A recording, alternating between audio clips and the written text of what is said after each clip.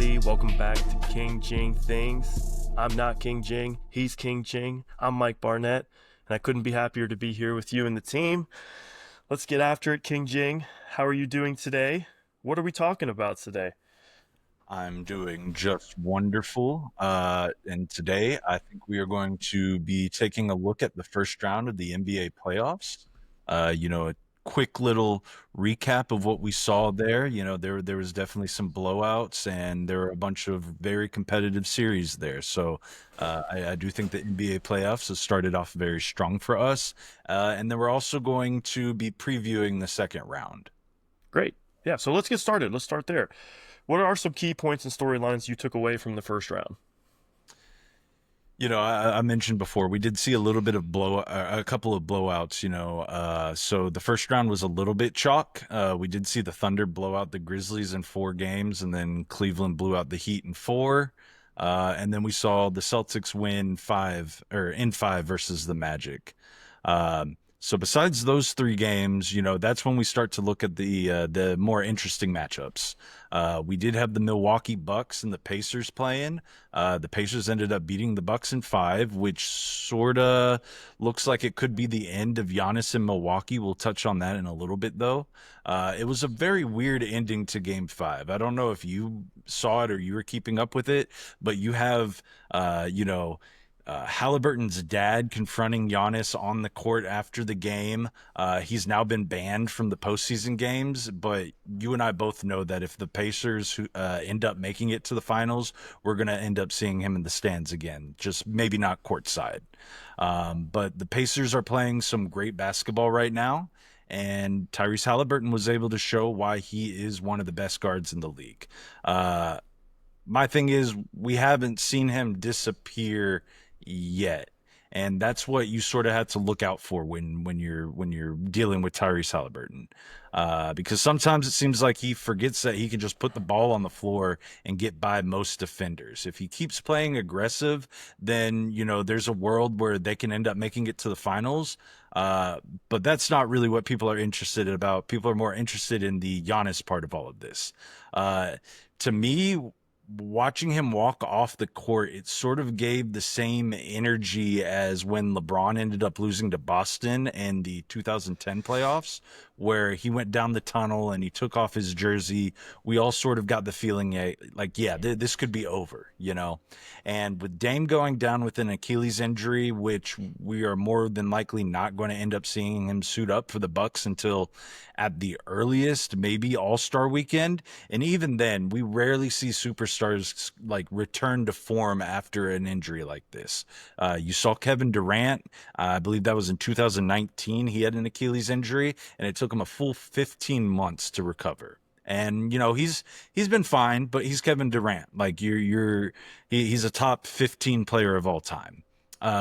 You also saw Klay Thompson go down with an Achilles injury, and he was never really the same after that. He hasn't really been able to move the same laterally. And then you see Kobe Bryant, and that sort of marked the end of his career. So, definitely not hoping that this is what happens with Dame. I would love to see him, bounce back, be healthy.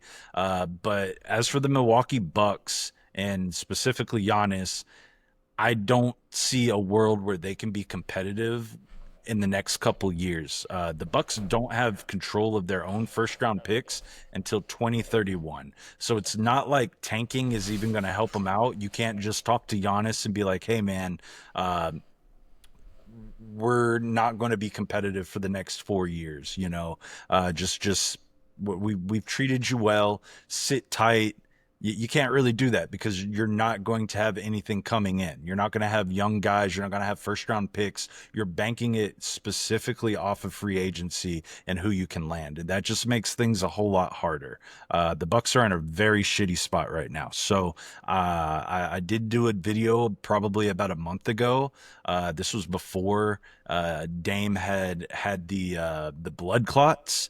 So this was sort of I sort of saw this coming from a long way away. but especially with an Achilles injury now, I feel like the only way that you could have improved this roster going forward without trading Giannis would be trading Dame, and you're probably trading him 70 cents on the dollar. That was before the Achilles injury. You're not able to trade him now, so I think the only way that this ends for Milwaukee is trading Giannis, unfortunately. I think realistically, when I think about basketball, as much as people have wanted to give a hard time to the teams that have become super teams, the Celtics, the Heat, what everybody has tried to do, when the Warriors did it, it seems like over the last 10 years, at least just in my opinion, that like everybody's trying to bring the superstar in and they want these two guys to work out. And it's not that Dame and Giannis don't like each other, but do we think that even fully healthy that they were as good as we wanted them to be? I arguably don't think so. And I think that is actually the case with a lot of the teams that we see it, like the Clippers. How many times have they tried to bring in guys where they felt like, well, we got Paul George and Kawhi Leonard, and it just hasn't been what you want it to be. I mean, obviously, some of that's barring injuries. I mean, as you said, Kevin Durant came back. He's a top 15 player of all time, and look what the Suns are at the moment. I think it has to kind of go back to giving credit to some of the teams that actually made it work when they had these superstars together and show that it's actually not as possible as everybody likes to think that it is realistically. And I think with Giannis specifically, he will not be a Buck next year. I would agree with you, but I'm curious if you have any potential landing spots for him. Yeah, sure. Just to touch back on the point, it does, like, people are quick to be like, oh, super teams have absolutely killed the NBA. I feel like more times than not, super teams aren't working out. Like, just with Kevin Durant, you see him hop to the Warriors. Everybody hated him for that. They won their championships. He moves on to the Nets and he tries to do the same thing over there in Brooklyn. It doesn't work out. He jumps ship on Brooklyn. He goes to Phoenix. It doesn't work out over there. Same thing with the with LeBron James. It obviously helped or worked out with the Heat. He went to the Cavs and it worked out over there. But with the Lakers, they got the one championship, but everything else that they've sort of added to the equation, it doesn't seem like it's beneficial, especially with the new salary cap situation. I think we are past the point of where teams are going to want to pay two guys $50 million a piece to play on their roster. I think it's a lot better to just have more depth, and you're going to see that with some of the other teams that we're talking about here. In terms of potential landing spots for Giannis, I feel like the most popular thing that I've seen is him going to the Rockets. I think that definitely helps the fact that the Rockets just lost to the Warriors in the first the first round of the playoffs here. I think they have the draft capital to get it done, and I think that's an intriguing spot for Giannis to land. But for the Rockets, it just depends on like what you are giving up for him. I guess that goes for every single team. Another team that has an endless amount of assets that they can give up are the current favorites to win the NBA Finals, the Oklahoma City Thunder, which I feel like that would be almost as big as Kevin Durant going to the Warriors at this point. I think you can slide him in perfectly. If the Bucks want a package that is sort of centered around more pick heavy assets, they have that. If they want a more player heavy package, they have that as well. So I think OKC is probably like, if they want Giannis, they can probably go get Giannis. Obviously, I'd love for him to come to the Hawks. There's a little bit of a history there. I think our GM ended up getting fired that offseason, and he was a big proponent of bringing in Giannis to Atlanta. Nobody had worked him out yet. The Hawks had the biggest eye on Giannis, and he was supposed to be there at 17. We end up firing our GM. He goes to the Bucks organization. All of a sudden, the Bucks want Giannis. So I think the Hawks are definitely a dark horse in this. But this sort of goes back to the quote that Giannis gave us a few weeks back, which was he wants to see all of the European stars in big markets. Whether that is, Jokic going to Miami, whether it is, maybe Giannis going to the Lakers. He wants to see the Europeans in a big market. I think it came from when Luka had just gotten traded to the Lakers. So everything that I've seen is that the Brooklyn Nets are actually going to go all in on Giannis. I don't think that's the great fit there, and I don't think they can give up the best package to get Giannis. But I do know that the New York markets are really looking at Giannis. Obviously, the Knicks have a lot of different assets that they can give up, not necessarily pick wise, but if the Bucks wanted to just sort of retool their roster and try to stay competitive, the Knicks would probably be a good trading partner to have there. If just real quick before we jump and we'll go to the Lakers Wolves next. If you were Giannis and you knew the Bucks were just going to be in a four-year downslide, but the Nets were willing to give you a max deal, anything you wanted, and try to bring in players, do you take that deal or you still try to take a discount to go to a different team to try and win? It all depends on the circumstance. We've seen teams completely clear their salary books just so that they can make things work with another star. Like we saw it with the Clippers, where they were able to just ship a couple people off, and they were able to make a spot for Paul George whenever Kawhi first committed to playing there. Um, as for the Nets, I don't know if I have seen them do enough to where if I'm Giannis, I'm like, okay, they can put a team around me. Like we just mentioned, they just had a failed super team there. Um, I know their owner is willing to pay, and they'll probably be willing to go into the second apron in terms of the salary cap. So I don't think money is necessarily an issue. So if Giannis wanted a certain running mate next to him, I can see a world where they can go out and get him.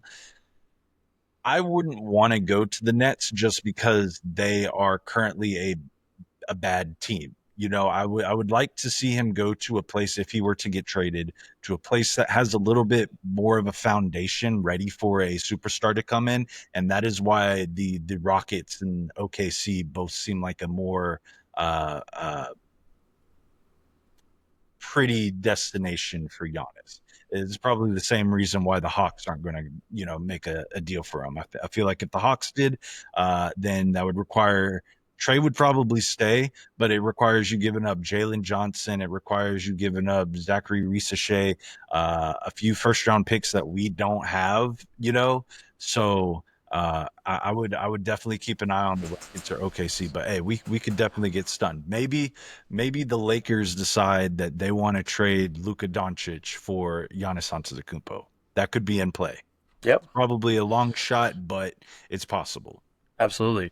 So you just brought up the Lakers. Let's talk about their matchup with the Wolves. Where do the Lakers go from here after their loss, and where did the Wolves go as they continue their journey, So the Wolves beat the Lakers in five, which is something a lot of people didn't see happening. The Wolves including me? didn't have a quite a good enough season compared to last year, where they had like a bunch of people, on their back. And especially after the Lakers acquired Luca, we just saw a transformation. Like I think they were out of the playoffs at that point, or maybe they were like on the cusp of it, and then bring Luca in, and obviously everything changes. I find it hard to bet against LeBron and Luca, but here we are. They've been eliminated in 5 games. It personally, it looked like they were playing two different sports while they were out there. The Wolves' size was just something that the Lakers couldn't match up well against. And if you look at Luca's success with the Mavericks, he has always been at his best when he's playing with a big center who's able to roll to the rim. And that's just something that the Lakers lacked this year. You saw the Wolves control the offensive glass the entire time. They overpowered the Lakers. They were just bigger, and the Lakers just gave up an absurd amount of fast break points. Uh, we're seeing the sort of normal end of season talks from LeBron that we've gotten the past few years, where he says he's going to go home and he's going to discuss with his family about what's next in his career, sort of flirting with the idea of retirement. But you and I both know LeBron, and not personally, or maybe we do know personally. Maybe Yeah, we're maybe we not do. talking about something. But we know that he'll end up being back. He's not retiring without a Kobe level retirement tour. Um, so I expect him to be back now, whether it's with the Lakers Not necessarily sure. He has a player option coming up. I think it's for 53, 55 million dollars. It's a big chunk of change. And there have been reports of his unwillingness to sort of renegotiate a new contract. You know, he could easily decline this player option and he could come back and, you know, take a lot less money. So that would sort of allow the Lakers to spend that extra money somewhere else, maybe going and getting that center that will benefit Luca for a long time, you know. And obviously, if you're taking less of a load off of LeBron, that's going to be better for him. But that's probably my biggest criticism that I have with LeBron right now. Obviously, a LeBron Glazer, but brother, you are about to turn 41 next year. At the end of this year, you're not who you once were. And people shouldn't necessarily use that as a knock against him. Like I said, he's 40 years old. We're seeing stuff from him that has not been done with people this age, and it is insane. Like you don't see people of his age playing this level of basketball. But as LeBron, you also can't pretend like you're just able to put the team on your back like you've been able to. You know, you're wearing down a lot easier, and that's something that we saw in this series. Towards the end of the games, when he's been playing a long time, he just slows down and gets a little bit checked out, you know. And you know, the big trade that happened this trade deadline signaled that the Lakers were sort of planning on building around Luca now. This is Luca's team. So, LeBron, I know you're watching this. You are a billionaire. You do not need to do this for money. You are playing for legacy. So if you win another title, whether it's as the main option, the second option behind Luca, or even the third option, you're going to be criticized regardless. Take $30 million dollars a year, give the Lakers a little bit more flexibility to actually go out and get a true center, and give the Lakers some flexibility to go strengthen their bench and go win your fifth fucking ring. This shouldn't be about money at this point. Like you spent the whole past year, maybe year and a half, sort of trying to get the league to look at your son in a different light, Bronny. And that ended up him getting drafted, which a lot of people criticize that at the moment, but you made this a whole big deal. Now we're hearing stuff about, oh, you know, Bryce James is going to be eligible to enter the draft in 2026. He is already prepping to play a season with both of his sons. That's legacy, but it's not the legacy that I think he's truly looking for. He wants to be the GOAT, and just having to be able to play with your two kids, that's not going to do it for you. Go out and get a ring. See, as a fellow bronsexual, I actually don't know that he cares to win another ring. And I think if he does decide to take his player option, then that he's just showing that he said it multiple times this year that the greatest thing that ever happened to him in basketball was getting to play with Bronny.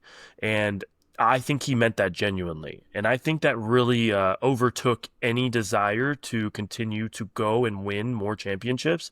I don't, I think he has always been in his own head the best player of all time, and I think he's finally come to peace with the fact that, like, no matter what, he could win 8 championships still, and people will still argue that Jordan is better than him because they're gonna say, well, he won it with these teams and this. So, like, I think he's finally come to peace with the fact that he doesn't give a fuck what people think.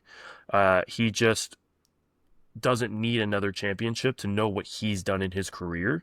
So that is why he's probably talking more about Bryce and playing with him, and why I agree with you that I want him to take less money, because I want him to set the team up for the future for his son, if he wants him to be a Laker for as long as he plays in the league, if he gets good enough to be an all-time starter and such.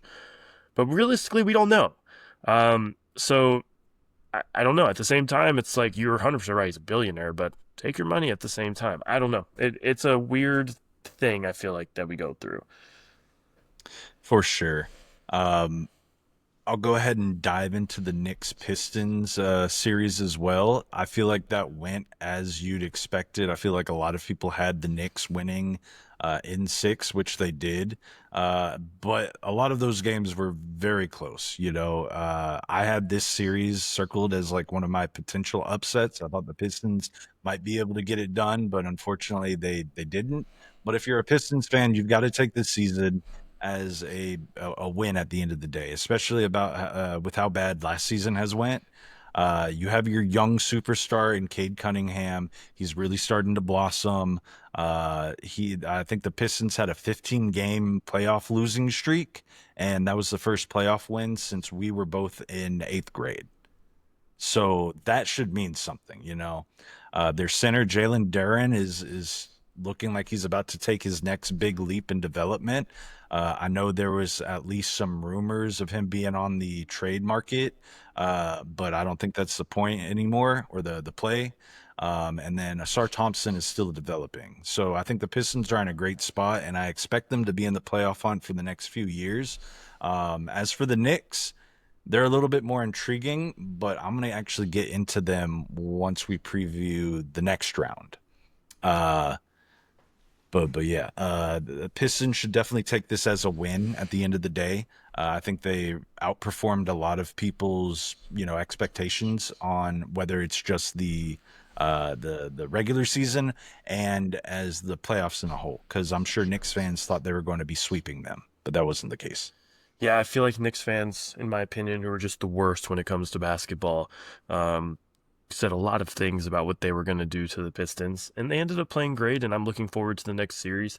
One thing I did see is that I saw a bunch of Pistons fans were really upset that Cade Cunningham didn't win Most Improved Player, and I just have a hard time seeing why a number one draft pick should be winning that award anyway when he's finally playing up to the standard that he was drafted to be, which is why Dyson Daniels, in my opinion, deserved the award. But I saw a lot of people arguing over the internet, so I wanted to bring that up because that annoys me personally. But yes, the Pistons are going to be good for years to come. They've put themselves back into a really good position, and I think they just fight really strongly in games too. Like they're going out there, they're being physical, and the fact that they didn't have to play a play-in game to get there is awesome for that city. I'd love to see what they do here in the future. And I know, of course, we have two series that went 7 games: Nuggets, Clippers, and Rockets, Warriors. Let's hear about it. All right, I'll go ahead and start with the Nuggets versus the Clippers. This was one of those series that I feel like nobody really knew what was going to happen. If you told me that the Nuggets were going to win in seven, I'd be like, okay, that's believable. If you told me that the Clippers are going to win in seven, all right, that's also believable. They just kept going back and forth, giving each other's wins and losses. Jokic did Jokic things in every single game. Kawhi Leonard was starting to look like Kawhi from 2019, which is something that I didn't think could have been done. He's just been plagued with injuries his entire career. So it kind of seemed like we had seen the last of like prime Kawhi, but even in these playoff series, you saw him show up and sort of give us flashes of what he used to be. And even playoff Jamal Murray ended up making an appearance, but unfortunately, so did Game 7 James Harden. In an elimination game, James Harden put up 7 points, 13 assists, 5 rebounds. He shot 25% from three, and he only took 8 shots in general. I saw this on Twitter the other day, but this is now the fourth team that James Harden has gone to a Game 7 with, and he's choked it away. Wow. And it just seems like Harden seems to always fall short in moments like this. And it's gotten to the point where, I've really tried to be on his side. I've tried to defend him over the years where like, the lights aren't too bright for this guy. Like this is one of the best shooting guards in NBA history. Like, come on. He's got a little bit of that clutch gene. But at this point in time, this might just be who he is. He's 36. He's going to be 37 going into next season. And I just don't see how you can sort of bounce back from this reputation that you have created for yourself over the years. Like, it's not like we expect him to get better at this point in his career. But it seems like it's like a mental block. And it sucks because James Harden, at least for my childhood/young adult life, he has definitely been one of the most fun players to watch. Like the things that he can do out on the basketball floor is just incredible. So it really sucks to see somebody who is going to be such like a big part of the NBA history, at least for this sort of generation of basketball. And I feel like at the end of the day, people are just going to call him a playoff choker. So I think that sucks for him. Um, and then we got the Warriors and the Rockets matching up.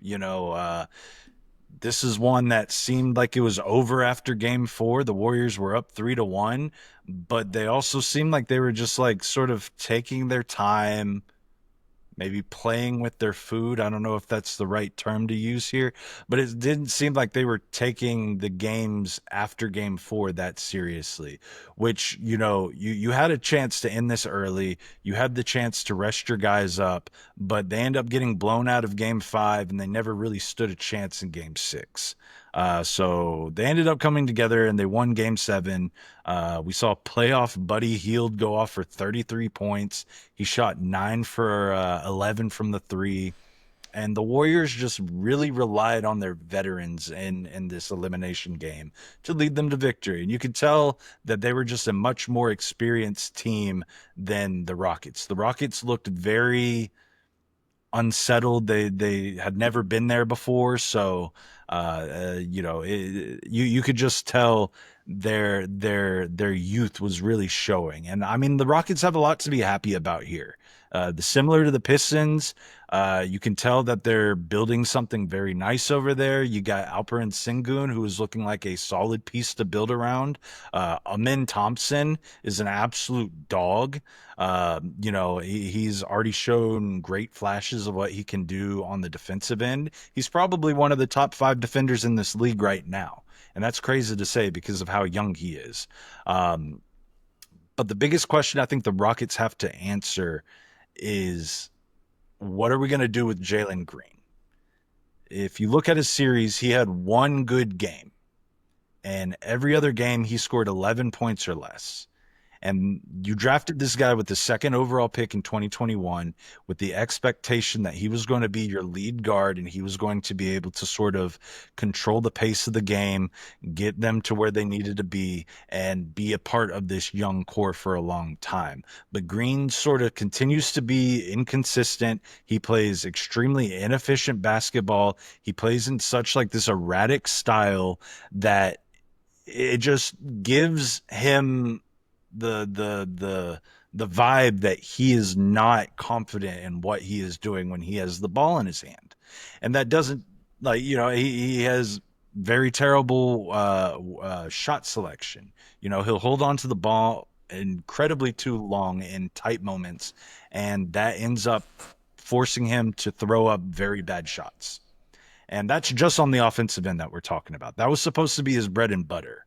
The Warriors consistently attacked him throughout the entire series on the defensive side of the ball. He just looks lost out there on defense. So if the Rockets want to sort of continue to build off of the season that they just had, where they finished the season with the second best record in the West, and that is something. We always talk about how the Western Conference is a lot stronger of a conference than the Eastern Conference. But if they want to continue or to build off of that season that they just came off of, they need to take a hard look at Jalen Green and see if this is someone that they truly believe in, that he's going to be able to be the leader of this team. Because we mentioned a little bit earlier, we've already heard rumors of them wanting to add a big splash and get a superstar on this roster during the offseason, whether it's Kevin Durant, Devin Booker, or Giannis Antetokounmpo. And I do think if they won this game, it would have sort of silenced their rumblings.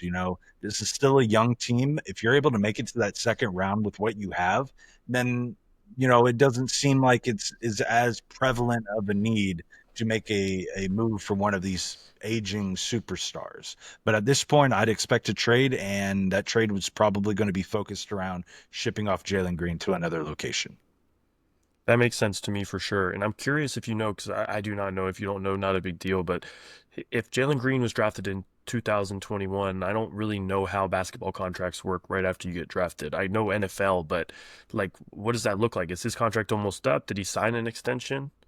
So him and Sengun both were available for a contract extension before this season started, and both of them ended up getting it. Okay. I believe Sengun's went for 4 or 5 years, and I think he got a near max extension, if not a max extension. I don't have the numbers in front of me.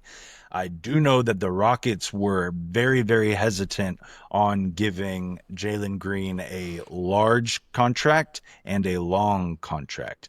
They ended up meeting in the middle and they gave him a 2 year extension where I think it's a max extension, but it's still just for those first 2 years. And it was sort of based on the idea that he was going to end up growing as a leader for this team. And it gave the Rockets a little bit flexibility of, okay, if this guy is not what we sort of drafted him to be, then there is a way to either trade him in this offseason and use a bigger contract to get like a big contract back, which is what would help while trying to obtain a superstar. Or if we can't trade him because nobody wants him, the contract will be done in 2 years. So we can just let him walk and we just take our losses. So I think that was very smart of them. And I think is going to end up working out in their favor because if you just saw what he did during this playoffs, especially after a great regular season, and you sort of as a Rockets fan are sitting there and like, damn, we have another 4 or 5 years of this, then you're in a lot different spot. I feel like they did the right thing. They gave him a short contract and, it still gives them some room to make another move to get that superstar in there. Perfect. Well, I'm curious to see what they're going to end up doing, and I'm really curious to see who Ime wants because I feel like he might be a little more vocal about what they want to do to continue to make that team better. And he's done a great job coaching at such a young team. And I think in one of our other videos, you said Amen Thompson might be the most athletic player in the league, and you're probably right. He's a freak of nature. So really crazy first round, but let's get into the second round now. Let's first start out with the series that's already started, Pacers Cavs. You've been really open to liking the Cavs this year, as have I. And you've even had them winning the Eastern Conference Finals. They lost to the Pacers last night. Has your opinion changed at all? I'm not too worried from what we saw last night from the Cavs. I will say the Cavs are obviously favored in this series. I think they started at a minus 225 on FanDuel. So obviously Vegas sides with the Cavs in this matchup as well. I like the Cavs' size advantage with this matchup, specifically with their ability to go grab offensive rebounds over a small Pacers team. But Miles Turner is 6'10, 6'11 on a good day, and you have Jared Allen and Evan Mobley just towering over him. So I do like the size of the Cavs, and I think that gives them a great advantage. I mentioned a little bit earlier that the Pacers have been playing a great brand of basketball lately. They're moving the ball, and most importantly, last year, one of their biggest holes in the roster was the defense that they can provide. Obviously you can't do too much when you've got Tyrese Halliburton out there, but they were definitely one of the worst defensive teams in the league. And they've taken such a great leap this year from where they were last year. But you still have to question when, not if, but when Halliburton decides to take a few games off. He'll still be out there, but he'll put up 5 shots, and he'll try to focus a little bit too much on getting those assists. And just assists and a bad defensive presence, we've seen this as a Hawks fan, that doesn't lead to winning basketball. We need Halliburton to play aggressive, to drive to the hoop. He has a 3-point shot. If you're driving to the hoop, it's going to open up your 3-point shot selection a little bit more. But we've seen him take games off in the past, so I don't think it's too much of a reach to say we're not, or that we're going to see it again. I do think the Cavs did a great job in the last series by attacking the weakest defender out on the court, which against the Heat, it was Tyler Hero. So I do expect them to do the same thing with Tyrese Halliburton.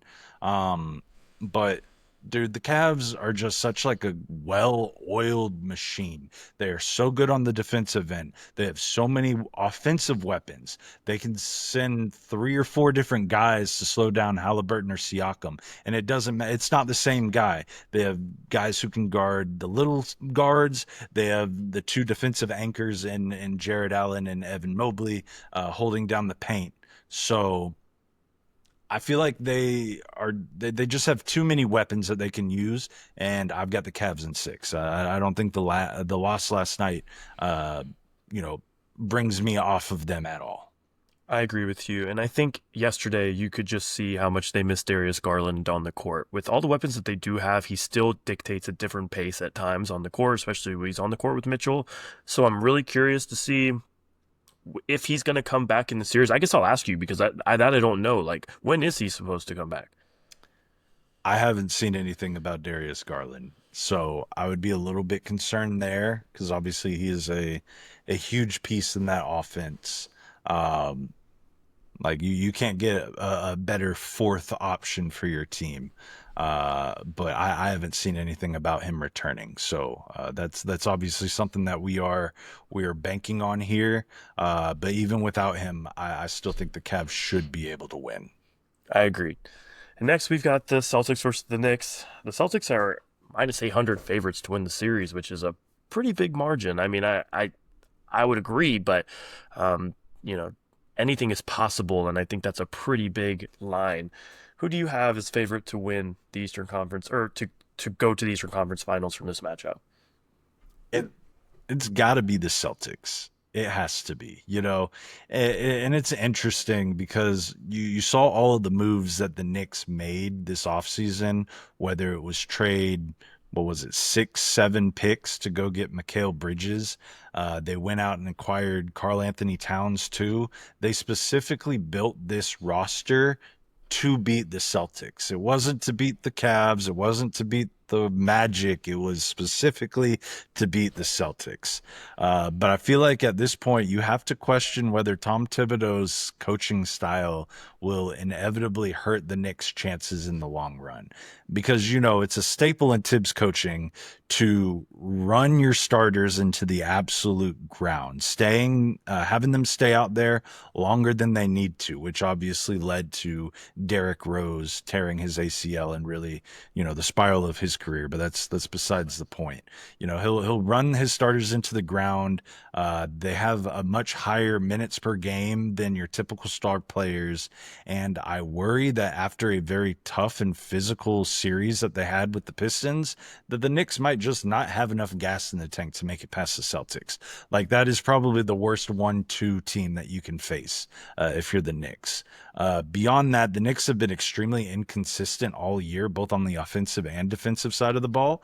They have not been able to match up well against the top teams in the league, and their offense is just a little bit too predictable. I'll probably get shat on about this. I am a bona fide Jalen Brunson hater.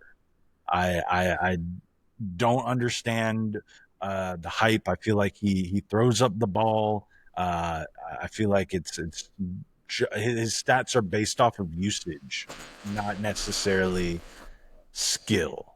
And I feel like we know that Jalen Brunson is going to go out there. He's going to hold on to the ball for a majority of his possession, and then with about 8-7 seconds left, you're going to see Carl Anthony Towns come up, do a pick and roll, and a little bit like side note, Celtics are probably one of the best teams to combat the pick and roll. They can easily switch their guys just because of how versatile they are on the defensive end.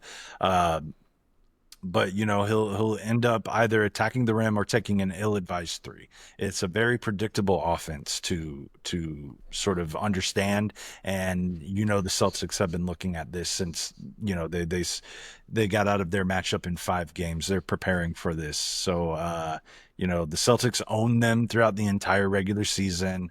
And I just don't see a world where they end up beating the Celtics unless Tatum goes down with an injury or we see one of the worst 3-point shooting slumps in NBA history.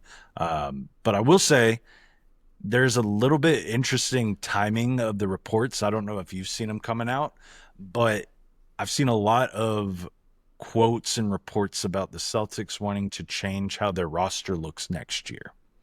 And this is coming off a very easily won series with the Magic. It was in one of their off days, and just a whole bunch of info comes out about them wanting to have a new look. I feel like that's not something that you want leaked in the midst of a playoff run. Now, I don't think that means that Tatum is going to be traded. I don't even think that that means Jaylen Brown is going to be traded. I think that's a heavily implication that they are going to move on from either Drew Holiday or Kristaps Porzingis at the end of the year due to financial problems. But like I said, wrong timing for all of this to come out, because this could easily get in their own head and throw off their game. But I'm still saying Celtics in 5.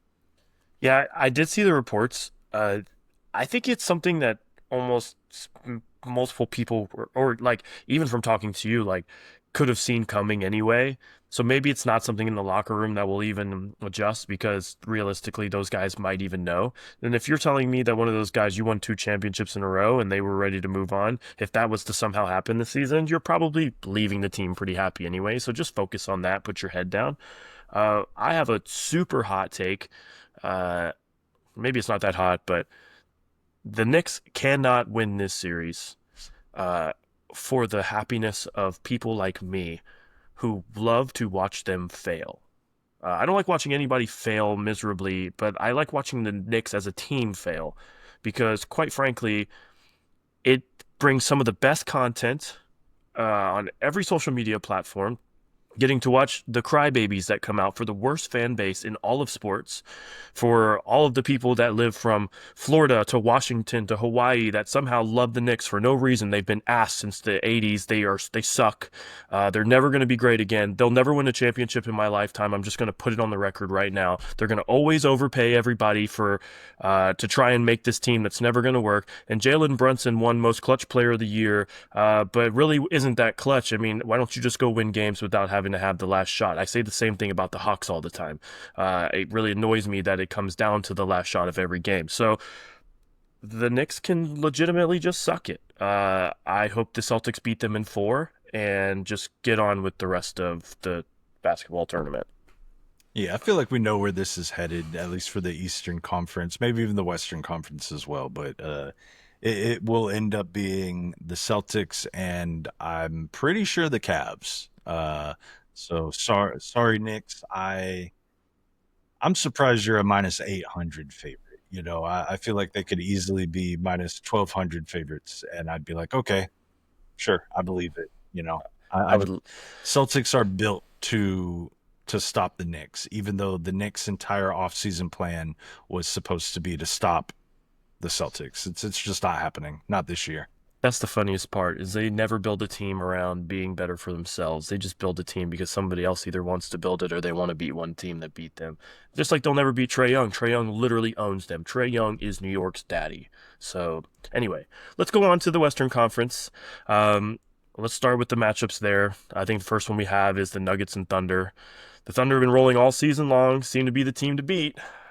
But does Jokic have it in him to upset here? I'd say if the Thunder were to lose a series, I believe it's here against the Nuggets. I do think this will end up being the most exciting matchup in the second round, mainly because it's going to be MVP candidate versus MVP candidate. You know, all season long, they've had extremely competitive matchups, unlike the Knicks and Celtics.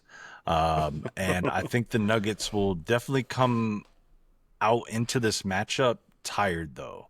Just because they just went 7 games with the Clippers, we know Jokic isn't the most disciplined, athletic specimen that we've seen in the NBA. So I think they're already hurt here. But this is also where the whole rust versus rest argument comes into play. Are you thinking that the Nuggets could end up being fresh just because they have been playing basketball? Or do you think the Thunder, you know, could come out being a little bit rusty? They haven't played a game since April 26th. Right now it is May 5th. And since April 9th, the starters haven't played but 4 games, because obviously they were trying to rest them to go into the playoffs. So are we going to see a little bit of rust from the Thunder here when they're actually going against a tough opponent like the Nuggets? Uh, the Thunder are obviously a better team through and through, but maybe we end up seeing Jokic take advantage of their smaller big guys. Obviously, Chet Holmgren and Isaiah Hartenstein, they're both tall, but they're not big. Jokic is a big guy, so I could definitely see Jokic going down there and working on them. But at the end of the day, I don't think it's going to be enough to give the Nuggets the win here. The Thunder have insane perimeter defense, and they can just throw probably 3 or 4 different guys at Jamal Murray, who is probably the biggest X factor in this series. If Jamal Murray can have a solid game, I feel like the Thunder are going to let Jokic get his, and he'll put up triple doubles, he'll put up insane stats. But if you're seeing Jamal Murray put up his playoff Jamal stats, then there's a world where the Thunder lose here. They are also one of these younger teams that just don't necessarily have the same experience as these other guys. So that's one tip of the cap that I guess you could give to the Nuggets. But I don't see a world where the Nuggets end up beating out the Thunder here. My prediction is that the Thunder win in, we'll say six. We'll say six. I agree with you. I think I wrote down the Thunder in five, which is in the Western Conference, like nobody's sweeping anybody, most likely. And even five is probably pushing it, but I really like watching Shea play. I like watching the Thunder as a whole play. It would be nice to. They really do like remind you of like the Durant, Harden, Westbrook team back in the day that didn't win the championship, but like I wouldn't mind watching them win a championship with all the teams I root for pretty much out, besides the Cavs. But uh, we'll see what happens. And then, of course, let's talk about the last matchup: Warriors Wolves. It's it's interesting here because we've got a 6 seed versus a 7 seed matchup in the playoffs. And this is only the third time that we have ever seen this happen. The first one was in 1987. It was against the Rockets and the Sonics. And the other time was just 2 years ago, where the Lakers took on the Warriors. So the Warriors have been a part of this twice. So I think that is both interesting and also telling of what the Warriors can do. We've seen Anthony Edwards taking off the heads of all of the legends that we love over the past 2 postseasons, whether it's Kevin Durant, Devin Booker, LeBron James, Jokic. The man has been stepping up in these moments. So I'm expecting a bunch of big games from Ant-Man. I don't think the Warriors have the defensive tools to really slow Anthony Edwards down. And on top of that, the Warriors are already considered a smaller team, and the Wolves will just be able to win the battle of the boards. They're going to be able to throw out a cycle of Rudy Gobert, Julius Randle, and Naz Reid at all times. They are just going to be the bigger, more physical team in my eyes. We just saw the Warriors struggle against the Rockets while they were putting out Alperen Sengun and Steven Adams, and I feel like we just have a more experienced version of that with Rudy Gobert, Randall, and Naz Reid. So I'd imagine this is even more of a matchup nightmare for the Warriors going forward. The Wolves are, like I said, just a more physical team, which I think will continue to give the Warriors problems. That being said, I think this all sort of rides on how Steph Curry and Jimmy Butler end up playing. I told you in the NBA playoffs preview that my hot take was that the Warriors could end up going on a run and could make it to the Western Conference Finals. And I personally believe that they match up a little bit better with the Lakers. So I'm sure they were hoping that the Lakers were coming out of this round. That wasn't the case. Or I'm sorry, the Clippers. Uh, so I think they were waiting to see them in the second round. So I think this sort of puts a bit of a damper on the prediction. But maybe the veterans on the Warriors will end up being able to put this series on their back and pull off a miracle. But I think the Wolves just have a few interesting pieces that they can sort of throw at Curry to try and slow him down. There's not really any stopping Curry. It's just trying to minimize the impact that he has on these games. So I mean, if they throw Anthony Edwards or McDaniels at him, they're both going to be able to slow him down, though they are both suited to guard sort of bigger wings rather than small guards, but that shouldn't change too much here. I think the Wolves have the deeper roster, and the Warriors just have a bunch of stars, but they're aging, and they just went 7 games with a far less competitive Rockets team. So ultimately, I do think the Wolves win here. They make it back to the Western Conference Finals with the Kingslayer at the head of the team. Anthony Edwards is problematic for sure. We've seen all the stuff with his baby mama and stuff. But to say that this guy is not the most interesting guy to watch in the NBA right now, like there's always conversations of who is going to be the next face of the NBA once this sort of generation retires. And I think the NBA doesn't necessarily want to push a foreign star.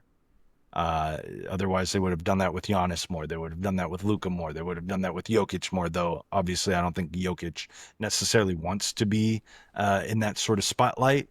But Anthony Edwards, man, is just one of the most fun guys to watch in the NBA right now. And this might be his true coming out party. And I think I said it on a past video, but if they end up losing here, if I'm looking at the odds of the most valuable player going into next season, I am throwing a hefty amount of money on Anthony Edwards because I think he's got the storyline now. I think he has taken a huge jump in just what he's able to do out there on the court. But yeah, Wolves in 6. I agree that I think the Wolves are going to win. I know you're a Jimmy Butler guy, but I've just never really been a Jimmy Butler guy, so I don't care if he takes the Warriors to win anything because I think they're going to lose in the next round if they did somehow win, personally.